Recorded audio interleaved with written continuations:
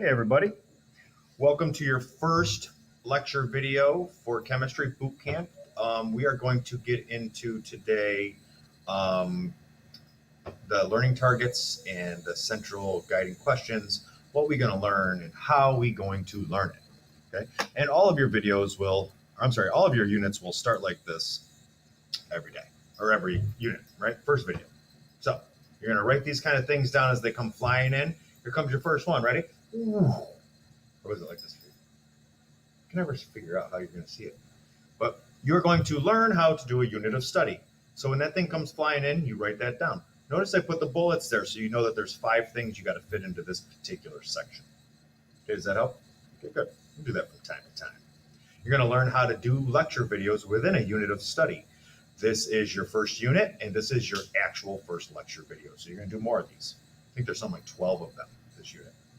You're going to learn how to do practice pages related to your homework lectures independently, sometimes more than others, and depending on your confidence level, you can always give these things a try and check them in the next day rather than wait and do them just in class. You do have the ability to really run with this class once we open up to full-blown autonomy, okay?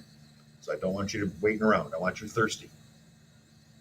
You're going to learn how to do a POGIL. We talked about that today in class a little bit in the first day of school. And how do we do chemistry lab with a CEI conclusion, claim, evidence, interpretation? That CEI is the most important part. For me, I will not grade your lab at all. It's a 0 if that the piece is not complete. That's the piece I need, is you to let me know what you learned and how you learned it. We will also be getting into CASEL learning. You will be doing online quizzes and preps. The create your own review is going to be for next unit. It's not going to be user-friendly to you to try to do like boot camp questions. They don't exist. Boot camp is us doing something completely different, where CASEL will have a database for atoms, periodic table, bonding, that kind of thing. So it'll be a lot easier for you to make your own review quizzes then, and I'm going to make you do those. Okay. Learning targets for this unit. There are a lot of these, so please save space. Write 12 of them. So save room. Try to write small. Fit them all in there. Here they come. I can define the specialized vocabulary of the boot camp unit, matter, and measurement. I can define safe and unsafe laboratory behaviors. I can interpret the correct units of measure used in science.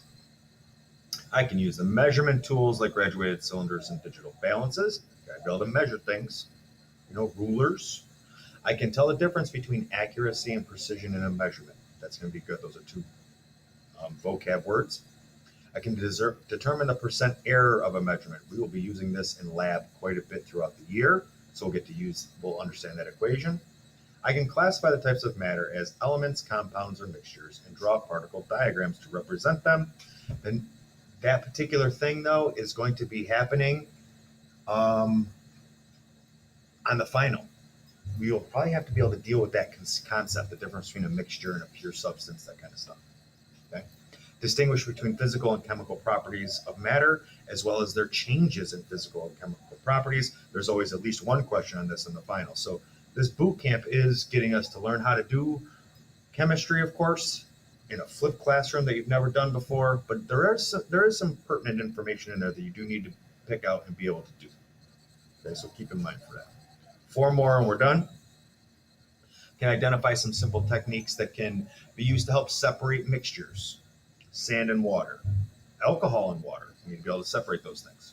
Calculate the volume and density for various objects and predict if they will float, because we know that once we know the density of one thing compared to the density of water. Okay. So I can identify the most common elements by name and symbol. It's a good thing. Help build some fluency. And I can identify the most common polyatomic ions by name and symbol. Some things we're going to need to be able to use for the rest of this year. Okay. Here is our assignment list in very detail. Now, it looks like a lot, but a lot of these things are very redundant. So I see homework 1, homework 2, I see homework 3, 4. So 12 of those is just your different videos you have to watch. Okay. And then followed by certain ones of those I see, like after homework 3, there's practice packet, PPs, practice packet pages 6 through 10. That is the you-dos piece that some we will do in class, some you will have to do on your own, that follow lecture 3. So most of the things on this list is just really broken down for you in order how you can take the whole unit if you want to just go straight through and do it exactly how it, or if you want to need advice, a guideline how to do it straight through linearly, this would be that. As you get into units and you start the third unit, you might decide you want to do one of the pogles right away. That might be okay. Okay, so there's a lot of flexibility that will come in as we get farther and farther along in the year. You'll get a lot more flexibility and abilities to choose. If you need a straightforward guide, try this out, see if it works for you. Other than that, we're done. So I'll see you guys tomorrow.